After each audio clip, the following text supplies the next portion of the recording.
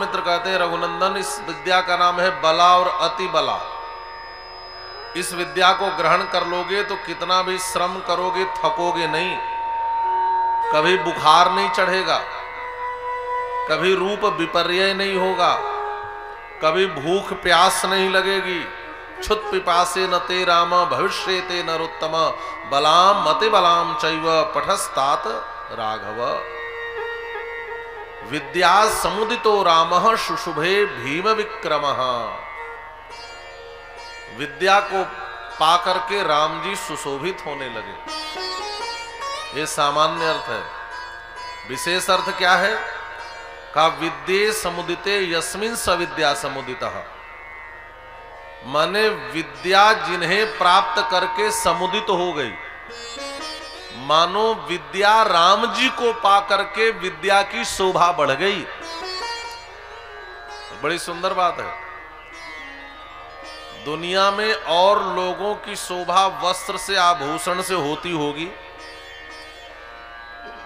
लेकिन भगवान के पास पहुंच करके वस्त्र और आभूषणों की शोभा बढ़ जाती है। राम जी कोई आभूषण धारण करे तब राम जी की शोभा होती है, ऐसा नहीं है। राम जी के पास आकर के आभूषण और सुशोभित हो जाते हैं, ऐसा है। विद्या पाकर राम जी की शोभा बढ़ी, यह उतनी महत्वपूर्ण बात नहीं है। विद्या राम जी को पाकर के और सुशोभित हो गई, यह इसका रहस्यार्थ है जो आचार्य प्रकट करते हैं। प्रभु श्री राम को लेकर के महामुनि विश्वामित्र आगे बढ़े और रास्ते में समझाते जा रहे हैं, देखो राघव, यह प्रदेश पहले मलद और करुष के नाम से जाना जाता था।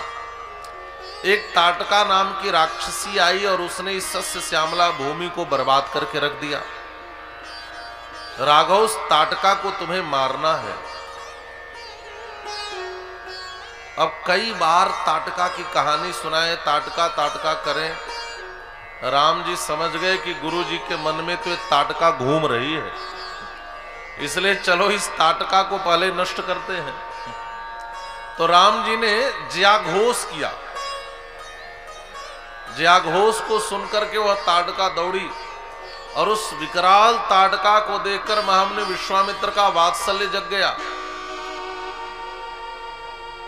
अब महामुनि विश्वामित्र इन दोनों बालकों के आगे खड़े हो गए और खड़े होकर हुंकार की ध्वनि करके उसकी गति को रोक दिया और कहते हैं, राघव इसे मारो मारो।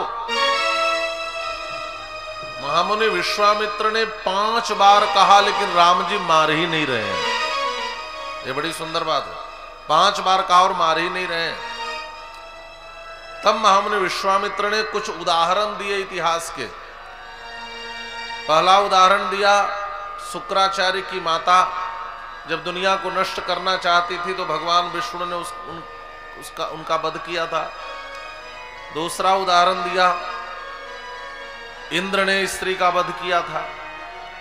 मतलब महामुनि विश्वामित्र ने समझाना चाहा कि रघुनंदन, मैं समझ गया तुम ताटका पर प्रहार क्यों नहीं कर रहे हो, क्योंकि यह स्त्री है। लेकिन राघव, जिस स्त्री से समाज का अहित होता हो, जो मानवता के लिए कलंक बन जाए, ऐसी स्त्री को मारने में कोई दोष नहीं लगता। इसलिए इतिहास का उदाहरण देकर कहा कि वध करो। महाराज, भगवान श्री राम ने इस ताटका का वध किया है। मानसकार एक ही पंक्ति में पूरी बात कहते हैं।